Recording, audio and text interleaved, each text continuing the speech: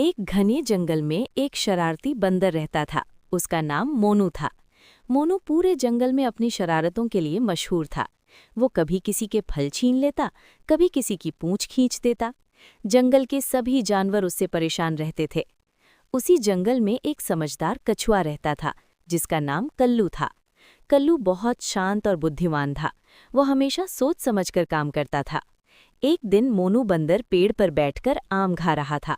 तभी उसने देखा कि कल्लू कछुआ धीरे धीरे नदी की ओर जा रहा है। मोनू ने मजाक करने की सोची।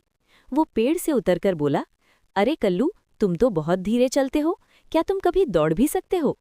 कल्लू मुस्कुराया और बोला, अगर समझदारी से काम लिया जाए तो धीरे चलने वाला भी जीत सकता है। मोनू हंस पड़ा और बोला, तो चलो दौड़ लगाते हैं, जो नदी तक पहले पहुंचेगा वही जीत जाएगा। दौड़ शुरू हुई। मोनू बंदर तेजी से भागा और कुछ ही देर में बहुत आगे निकल गया। रास्ते में उसे एक पेड़ पर मीठे केले दिखे। उसने सोचा, कछुआ तो बहुत पीछे है, पहले केले खा लेता हूँ। वो केले खाने लगा और फिर आराम करने लगा। धीरे धीरे उसे नींद आ गई। उधर कल्लू कछुआ धीरे धीरे चलता रहा, बिना रुके। थोड़ी देर बाद वो नदी के किनारे पहुंच गया।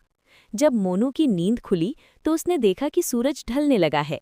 वो भागता हुआ नदी तक पहुंचा, लेकिन तब तक कल्लू वहां पहले से बैठा था। मोनू हैरान रह गया।